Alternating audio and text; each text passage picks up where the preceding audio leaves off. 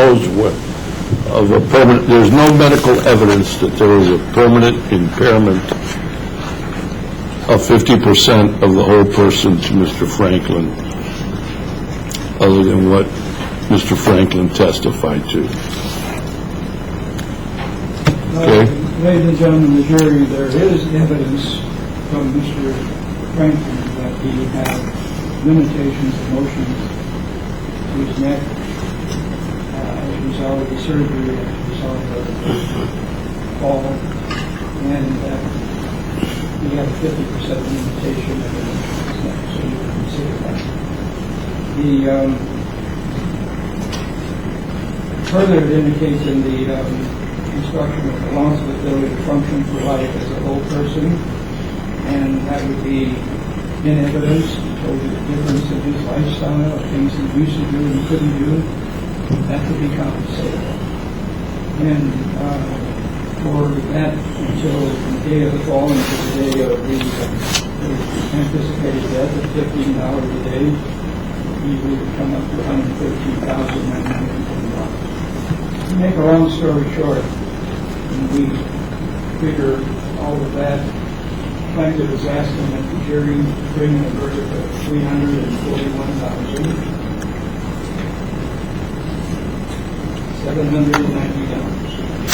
$341,790. We now come to the issue of what the medicals are, medical bills are. It's up to the jury to decide what the reasonable value of the medicals of this medical are. There will be an exhibit that is a stipulation between counsel and myself, and you will see to it, and that indicates that he incurred $81,732.63, $81,732.63. But there's also an addition that we agreed to is that that amount would be satisfied for the amount of $15,805.54. You're given those two figures, and it's up to the jury to decide which of those figures, what is between them, would be a fair and reasonable amount of the value of those figures. So if you find that there is, whatever that number is, you need to add that to the $341,790. At this time, I will sit down. I have about 15 minutes after to address coaching counsel.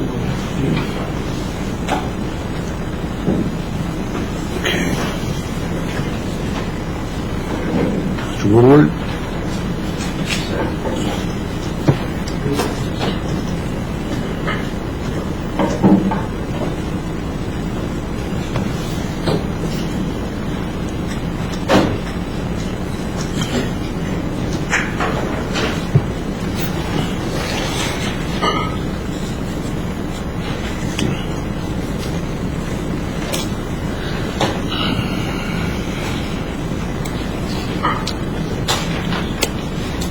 May it please the court? Yes. Counsel, ladies and gentlemen of the jury. There are three things I'm going to concentrate in closing. And the first thing you've heard about it before you you've heard about it in plaintiff's closing. And that is the burden of proof. Now let me talk a minute about the burden of proof. The burden of proof is something that was created not last week, not last month, not a year ago, not 50 years ago. It was created around 1200 by the English. And the reason why we have the burden of proof, if someone is going to come into a courtroom and ask that he can compensate because someone else did something wrong, they have to prove their case. You have to understand, it's not extracting the bill's responsibility to do anything in this case. The second theme I'm going to concentrate on in my closing is inconsistent facts. We're going to talk a little bit about there was some inconsistent testimony in this case.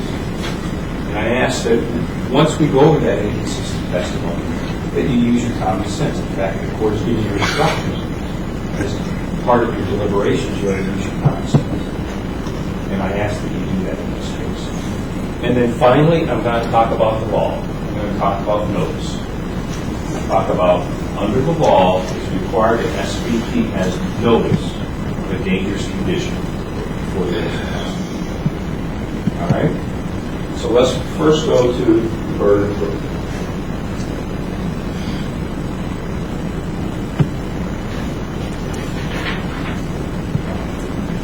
It's the plaintiff's burden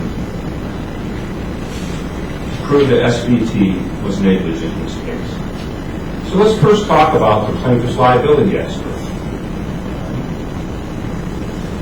We didn't hear from the plaintiff's liability expert. If you search the internet or go anywhere, you can find an expert for anything. In this particular case, there was no expert presented to you to tell you, one, that the mats shouldn't have been there, the mats were defective, they weren't the right type of mats to use. The industry standard is to use mat X, not this mat Y. Well, let me tell you, ladies and gentlemen of the jury, why there was an expert to tell you that. Because that isn't true. Use your common sense.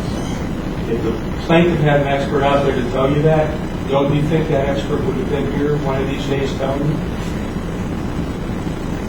Next, let's go to the chain.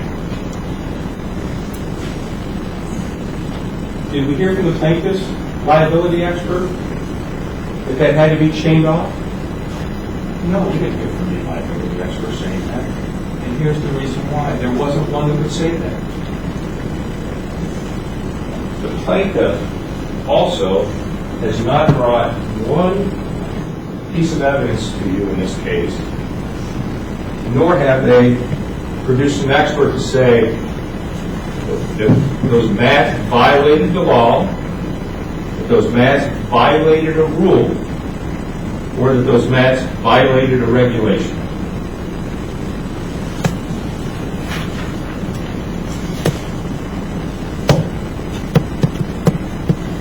Same with the chain. They've not produced an expert or any evidence saying that straps violated the law, a rule, or a regulation by not having that chain off. Remember, ladies and gentlemen, it's the plaintiff's burden, not our burden to disprove that. It's not our obligation to bring an expert in here and say we comply with the law. It's their obligation. Wouldn't it have been easy for them just to call the manufacturer of the unit and say, how's that chain supposed to be set? Because there's supposed to be a chain whenever you put in these conveyor belts and these registers. The reason why, ladies and gentlemen, jury, because that's not the facts in this case. There's no one out there that's willing to say that. Now let's go to the burden of proof with respect to the floor. There's no expert who came in here and said we weren't waxing, scrubbing, buffing the floors correctly. There was no expert that came in that said we were using the wrong non-skid wax. And the reason why, ladies and gentlemen, jury, is because we were. They have not produced any evidence that our floors weren't cleaned properly, weren't maintained properly, weren't waxed properly, and that somehow we violated some law, rule, or regulation by the way we did it. It would have been very easy. All they had to do was to get an expert in the grocery industry and say, this is the way our industry does it. They did it wrong. Racks did it wrong. No evidence like that in this case, ladies and gentlemen. The plaintiff has not met their burden of proof.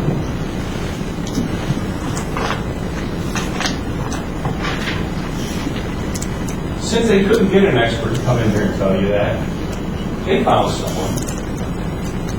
We know who it is. They found a former employee. Jerry Merrick. And Jerry Merrick came up with a story. And boy, did he come up with a story.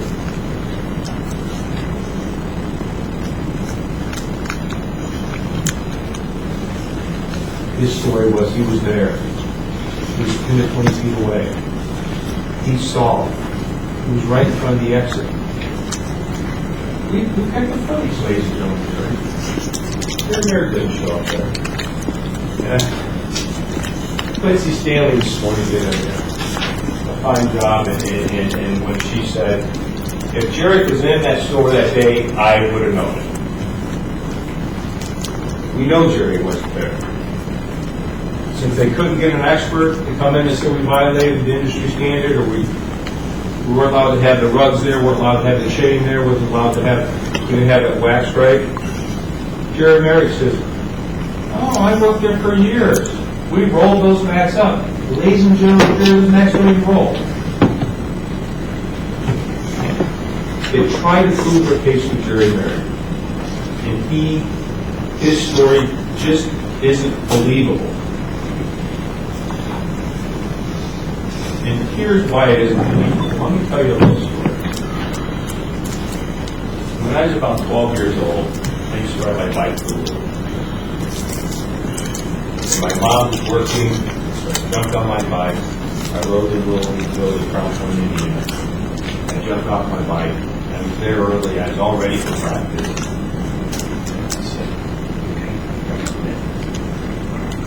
I sat there, no one was there yet. I jumped on my bike, pedaled all the way home, about 4 miles, got my med. So what I remember, heading back to get my med, heading back to the American How did I forget my med? How did I forget my med? And I'll never forget that mistake. Let me ask you this, ladies and gentlemen of the jury. How did Jerry Merrick not be able to, how come he's unable to remember why he had to go back to the store the second time? He couldn't remember the product he forgot. If you have to walk in a snowstorm for a mile, you remember the item you forgot. Here's the reason. He didn't expect that question in his deposition. So he had to say, oh, I forgot what item. Because he never went back to this.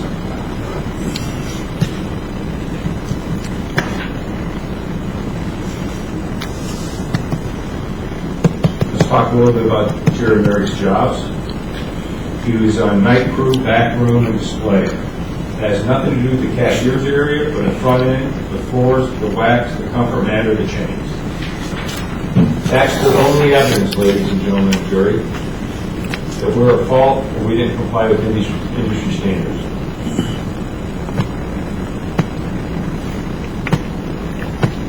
I took a couple questions and answers out of his deposition.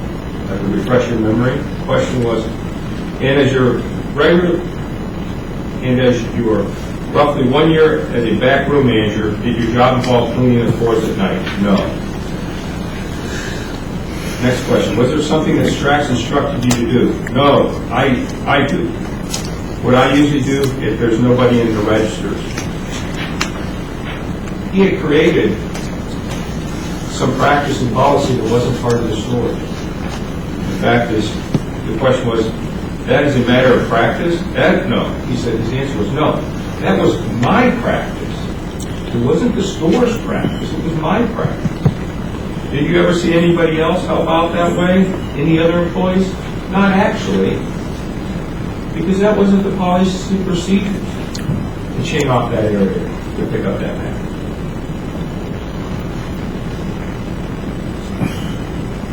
Further, a couple points that I like to, I gleaned from his testimony was he never worked at the registers. He was never able to name any other person who rolled up the mats. He couldn't tell the name of one manager that he told the mats were a problem. He could not identify one person who had issues with the mats while he was there.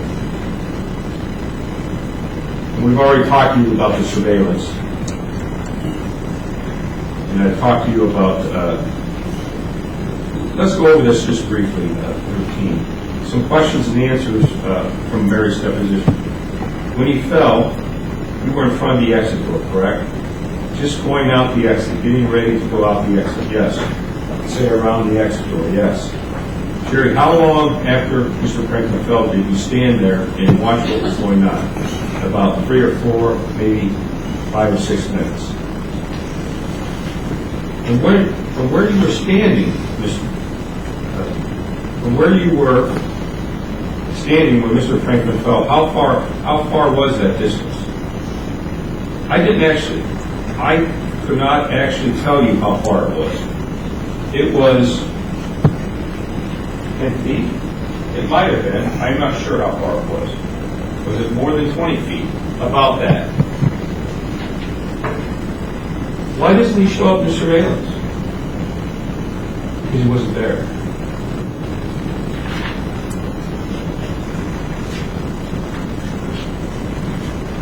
There's no reason to go into a second visit because we know what happened during the second visit. He said he was there. He said he did this inspection and it was bad and the mat was buckled and twisted, but he never told anyone. Ladies and gentlemen of the jury, that is the only evidence the plaintiff has submitted, and it's their burden of proof. That's the only evidence the plaintiff has submitted that we were at fault. Is Jerry Merrick's story.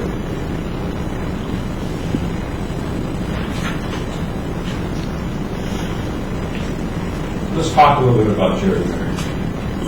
Is he truly an independent witness? You're going to be instructed, you have to determine the bias and the prejudice of witnesses. And you already consider that as to the truthfulness in this case. Jerry Merrick was a good friend of the plaintiff, Mr. Franklin. These are the questions in his deposition. Are you familiar with the plaintiff? In this case, Mike Franklin? Yes, I am, sir. How long have you known him? At least 20 years. And I want you to pay close attention to this next station. I think it tells you. Why were you given this statement? He asked. And here's your very replies. Just to help the person out to verify what happened. And if he gets anything out of this, that's fine. I don't want a reward out of it or anything. I'm just trying to help the person out. I don't want anything. I'm just trying to help a person, a good friend out. All right? I don't expect anything out of this, Mr. Guzman. I don't expect anything out of this.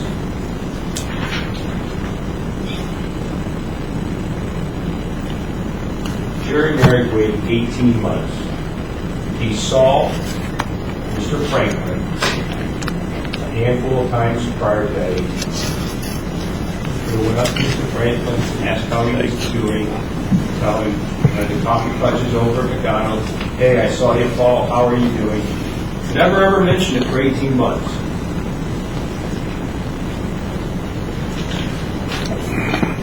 And the reason why? I don't know the reason why. But I know this. When Strax discovered that Jerry Merrick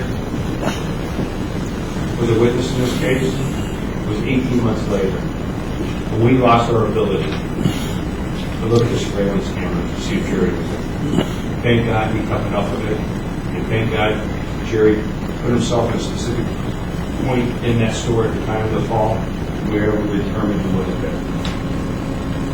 Ladies and gentlemen, I think you should disregard everything Jerry Merrick says in this case.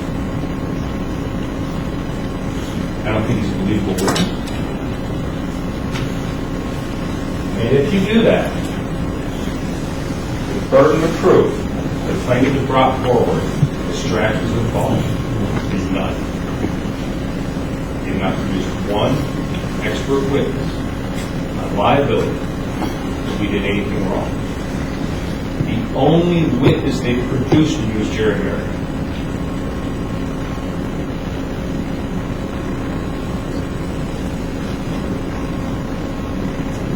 I just want to spend a few moments on Dr. Shikari's deposition.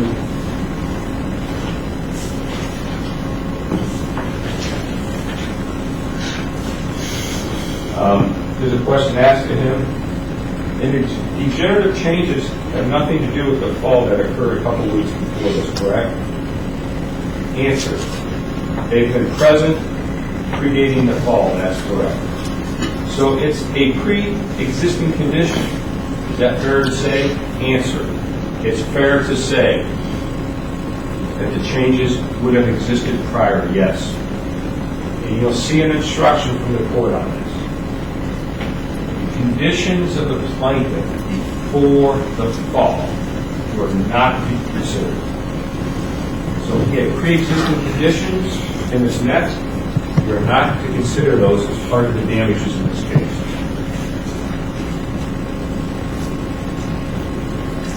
Let's talk a little bit about what doctors, and these are questions and answers I took straight out of the doctor's manual. So on November 16, 2011, when we met with him, we released him from your care, correct? Yes. Question. You did not release him with any limitations.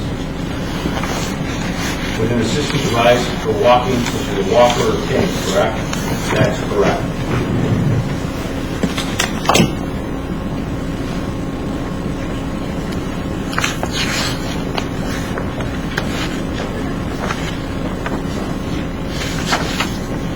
Although Mr. Franklin wants you to believe that he still has limitations. Dr. Shikari testified under oath.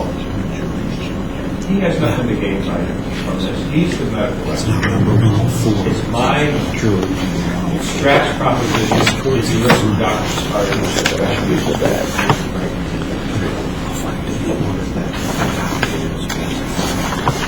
And this goes to that instruction again. When the MRI and CT scan was done of the cervical area, clearly showed prior to the fall that the plaintiff has significant degeneration in the cervical area. The answer is yes. It clearly showed that he had significant degeneration. Yes. Very last one. Again, you can't consider degeneration as part of the injury in this case. Next slide. Now, we talk about afterwards, after the surgery. The question is asked, and then after the surgery, in the physical therapy, did all that go away? Dr. Shikari's answer is yes. And Mr. Franklin wants you to believe it didn't. They just will have problems. This is the medical expert. This is the guy who's treating him. He's the neurosurgeon. Next question. You didn't have any weakness in the arms. You didn't have any weakness in the hands, correct? Answer is yes. Based on my examination with him, he recovered neurologically very well. You have a decision to make, ladies and gentlemen, here. Believe Mr. Franklin or believe Dr. the neurosurgeon?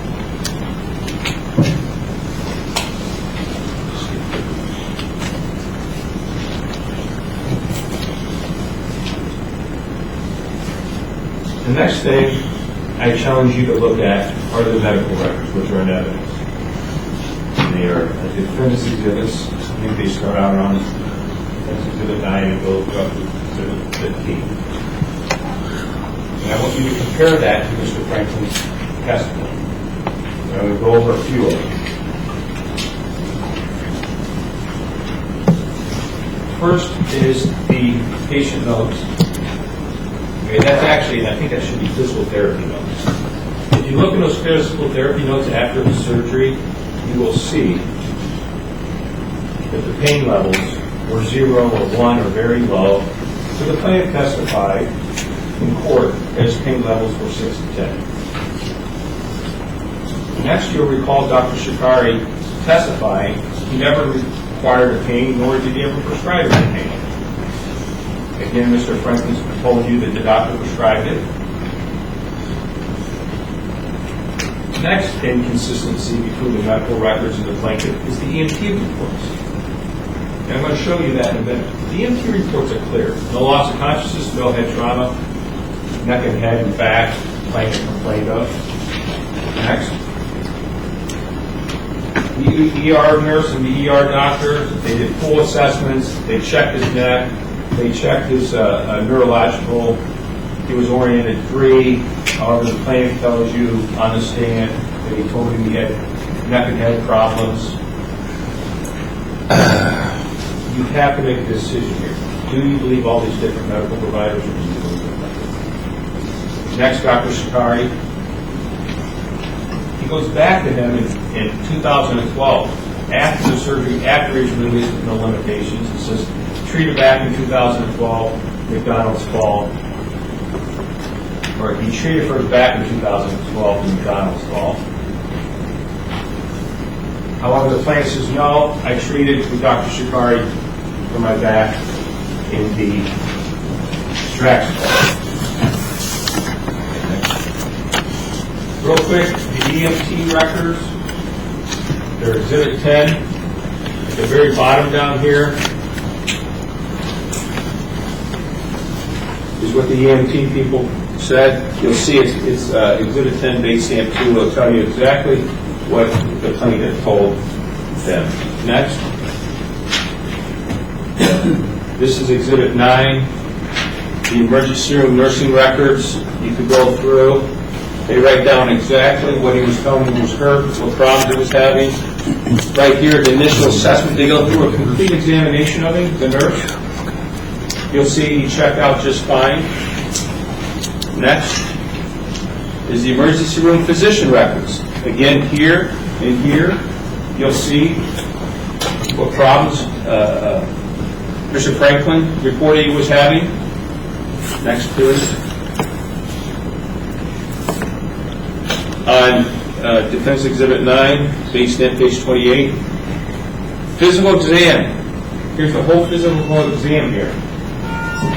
The doctor tells you exactly what he did, what problems Mr. Franklin was having. And the only thing that shows up on those medical records and those is that he had a bad left shoulder, left hip, and leg. Now I want to go ahead and run a timeline for you real quick. As some of the evidence came in, it might not be real clear. We know the fall happened on February 1st, 2011. We know the first visit with Dr. Shikari was February 9th, 2011. You see in the medical records, the surgery was June 13th, 2011. Then about a month after the accident, there'll be physical therapy records. And you'll see in Exhibit 13 where the plaintiff reports his pain level 0 out of 10. Next, which is a November 16, 2011 visit with Dr. Shikari. You'll see he was released with no limitations. On February 28, 2012 is when he has the McDonald's fall. And you'll see there's medical records in there. During his treatment for his fracture of his lower back from the McDonald's fall, he never seeks any more neck treatment. Let me go into the last area that I want to talk about in this case. And that goes with the jury instructions. Now I can point out something that's very important. In order for the plaintiff to recover, the owner is responsible for his injuries caused to an invitee. We admit Mr. Franklin was allowed to be on our premises that day. We are not denying that. But only if the property's condition is the following. And this is important. There's 1, 2, and 3 here. Now, if you look here, this word "and," they have to meet all 3 of these in order for us to be in order for Strax to be responsible. First is they had to knew that the dangerous condition existed. We've heard from the safety manager, the assistant store manager, and the service manager. I think they worked there roughly 30,000 hours before this incident. There was never any notice by any employee, cashier, manager, customer, or anyone that they had trouble with those bags, or realized that it created an unreasonable danger. This is the next reason why the plaintiff cannot meet their burden. How can it be unreasonable danger if we never knew about it?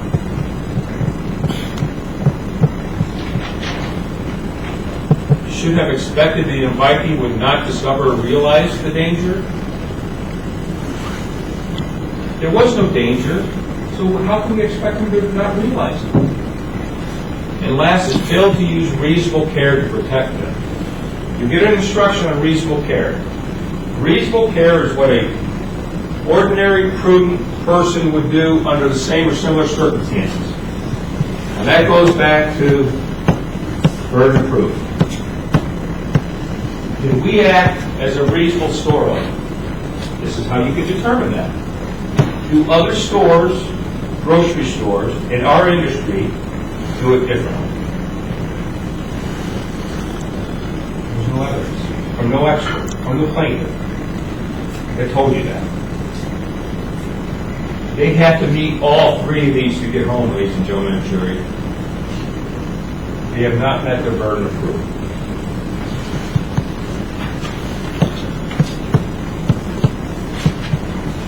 Let's skip over.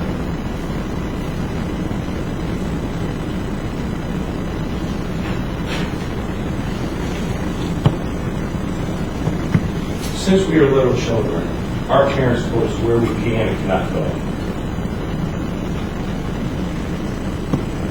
When we were little kids and we were at the grocery store, and if you ran behind the register or the cashier area, what's the first thing your mother would say?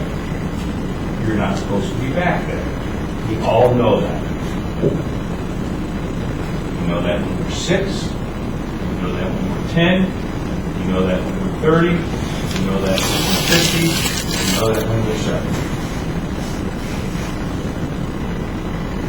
Mr. Franklin knew he shouldn't be back there.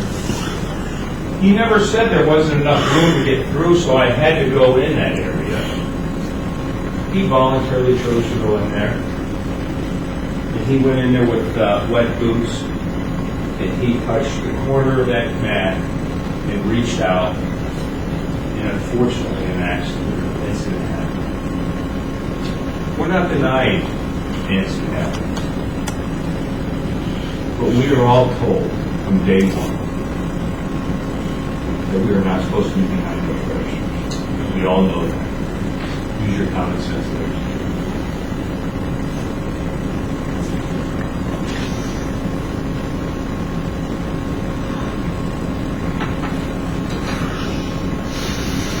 Even if you're able to get over these huge hurdles, no notice, inconsistencies, burden of proof. Even if you get over those hurdles, this is not a big case. We know by the stipulation, the medical bills are paid, and they're $15,000. We also know from Dr. Shikari that there was substantial degeneration, osteophytes, and other problems in that neck. And it is not our job to compensate the plaintiff for arthritis.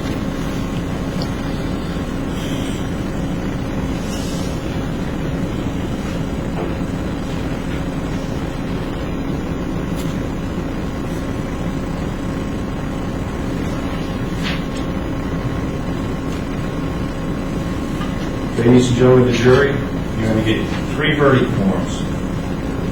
All right?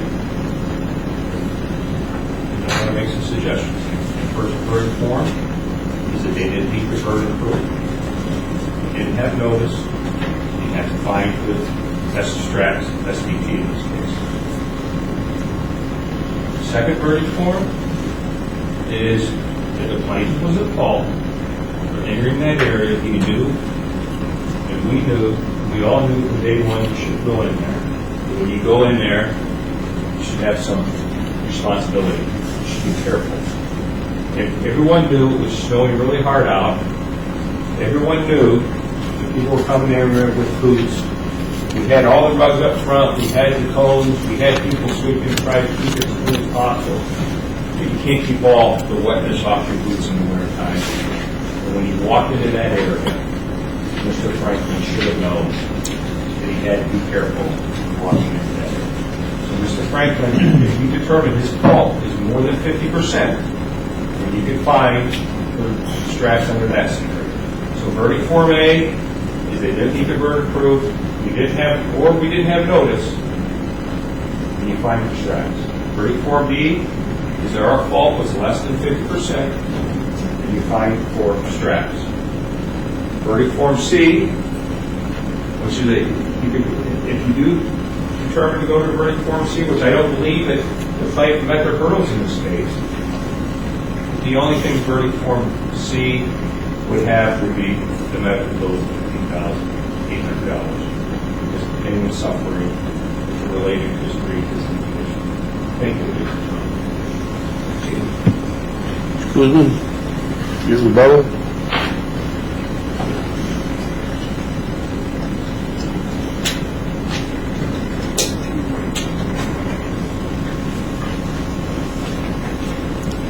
Ladies and gentlemen of the jury, I'm absolutely stunned by that argument. We're saying in so many words, we don't have a responsibility to maintain safe premises and we have no notice of it. It's their store. It's their mat. They placed it there. It didn't have a rubber backing. It slipped and fell. How much notice do they have to have for something that they are responsible for creating and maintaining? The degree of their investigation or their supervision or their surveillance or their trying to prevent something to happen on that slippery mat, if they walk by it. And that's what the safety measures are there. Proof is in the pudding. Mr. Franklin had no way of knowing that this mat was dangerous. So how could he know that he's supposed to be not step on it? As a matter of fact, the safety manager, and this is the safety manager, said, we want people to come in that area. We're not trying to keep them out, that's why the chain is not up. They want them to come into the area and line up quickly and go through that checkup. Claims Exhibit 16 tells it all. Is that a safe mat for his cause him to fall? You think he wanted to fall? He did that voluntarily? He just wanted to buy eggs and go home. So that's why it's incredible for the kind of argument they're making. Secondly, there's no law that requires that the plaintiff have an expert to prove negligence. It's up to the jury. That's why we have juries. We use experts for some specific limited purpose that only an expert should have knowledge of. When you read these instructions, you're going to find out that the court is saying that you should use your common sense. It's you that decides who's negligent, not the expert. If we were trying to prove if a carburetor failed or brakes failed, that would be another thing. But common questions of negligence, comparative negligence, are for this court. The instructions will tell you that you have the right to find. Negligence is the failure to use reasonable care. You can determine whether it's reasonable care to use your academic skill, and that's why you're here. You're here according to law for you to decide. It's a red herring to come and say, well, we can do this next year. I suppose if a drunken driver rear-ended a person, they would ultimately think, well, we need an expert to prove that there was negligence.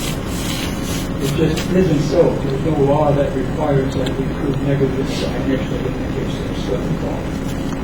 A person like Clyde Franklin or a business entity like SBT may be negligent by acting or by failing to act. They failed. They acted in the first place to create the dangerous condition. Then they failed to act in order to remedy it. They yet invite people into the area and have their money ready to buy their goods. And all they do is walk by the mat to see whether it looks okay. On a day like that, busy as they were, that mat's tracked with footprints. People bringing in the ice and snow outside. We should make them have extra vigilance. But there's nobody there mopping up anything at the cashier. That mat got wet from the number of people walking. Then got slippery.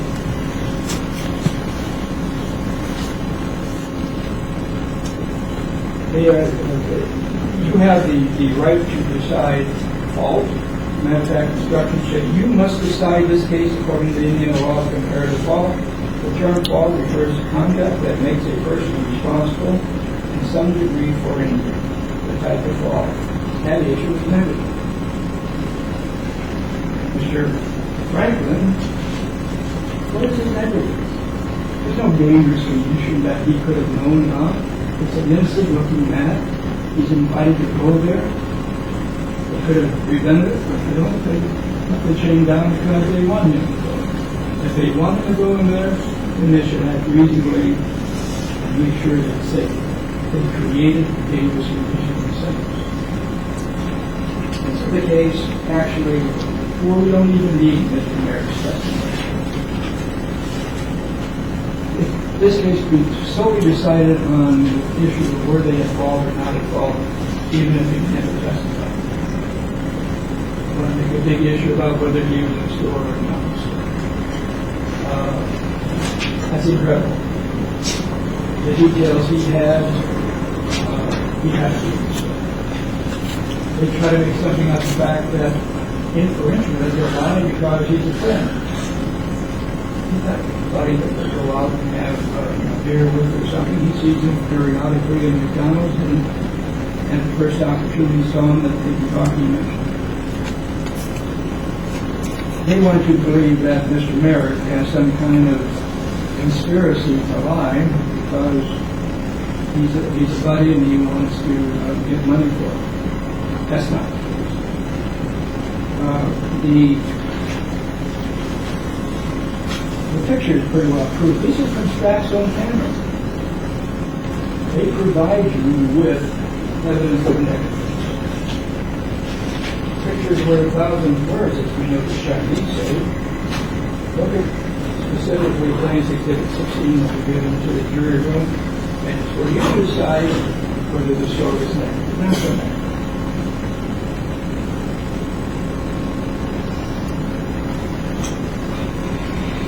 The issues about his surgery, the only thing I can say about that, I read that most important portion of the doctor's spinal.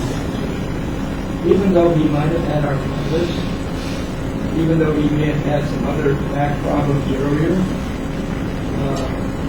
generally arthritic changes, nevertheless he had an acute injury that could not be resolved, and he had to have surgery because of fall at the store. Do you think Dr. Sicardi is going to do surgery on him if it wasn't necessary?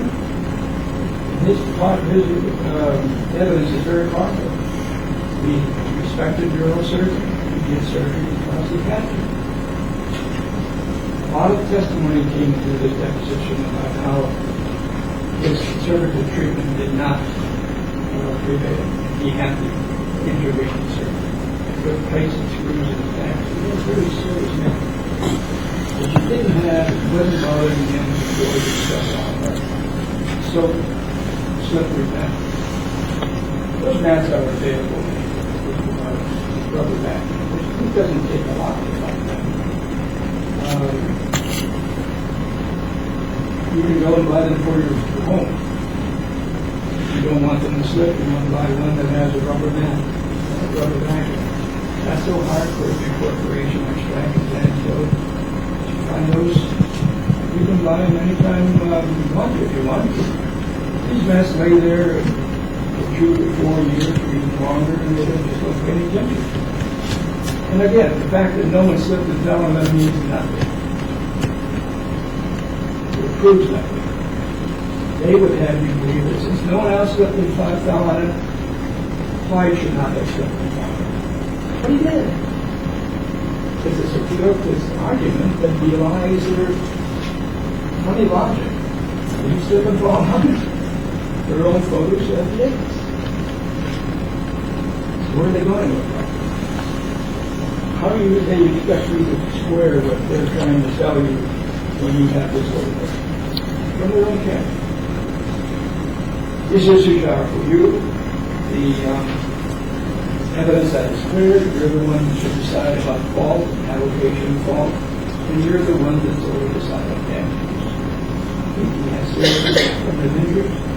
Certainly has problems with his neck. He's got faces for injury. Fair verdict would be $341,790. Cost whatever you find to be a reasonable value of the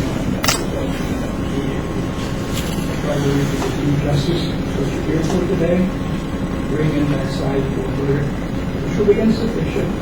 If you can give him the neck he had before, how he had before, the things he was doing before that he cannot do, he'll take that. Gladly. Money is not going to replace the things he lost for the rest of another almost 16 years. So no matter what you give him, even if it, and you can give him more than this amount. The only way the jury can do any good for Mr. Franklin at this is to give him a verdict that will at least give him some measure of comfort and need of it, pay for the damages and something, which is irreversible, and he would have to have. All right, ladies and gentlemen, at this time it becomes my duty to instruct you as to the law that you will apply to the facts and issues in this case. You are the sole trier of the facts, but you are bound to apply the law given you by the court. When you deliberate your verdict, you will have a copy of the final instructions and all the exhibits admitted into evidence for your review. All right, you want to pass out the instructions?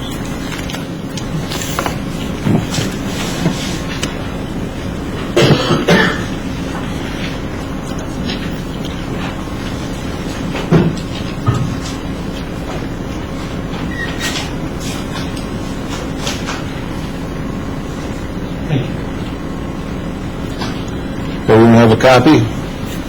Okay. Now you can follow along with me if you wish. Negligence is a failure to use reasonable care. A person like Clyde Franklin or a business entity like SVT LLC may be negligent by acting or failing to act. They are negligent if they do something a reasonably careful person or company would not do in the same situation, or fails to do something a reasonably careful person or company would do in the same situation. You must decide this case according to the law of Indiana law of comparative fault. The term fault refers to conduct that makes a person responsible in some degree for injury. The type of fault at issue is negligence. Clyde Franklin is not entitled to recover damages for any physical condition that existed before the incident. Clyde Franklin is not entitled to recover damages for any condition Mr. Franklin later suffered and was not caused by the incident. A person or company like SVT LLC's conduct is legally responsible for causing injury if the injury would not have occurred without the conduct, and 2, the injury was a natural, probable, and foreseeable result of the conduct. This is called responsible cause. The plaintiff Clyde Franklin sued SVT LLC, the defendant. The plaintiff claims that SVT LLC was negligent by maintaining his grocery store and failing to warn them of a substance on the floor. And as a result, plaintiff Clyde Franklin slipped and fell, sustained an injury. Plaintiff must prove their claims by a greater weight of the evidence. SVT denies the plaintiff's claim. SVT is not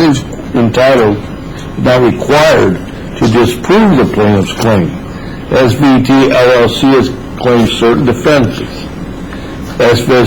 SVT LLC claims that it did not cause the wet spot on the floor the plaintiff's, for prior to the plaintiff's Clyde Franklin's incident, further that no notice of this wet spot was given to SVT LLC prior to plaintiff Clyde Franklin found finally that if there was any fault in failing to observe the wet spot, the fault would not primarily rest with the plaintiff Clyde Franklin as being in the best position to observe and avoid the wet spot before. With council approach, there's something wrong with this. Or this one.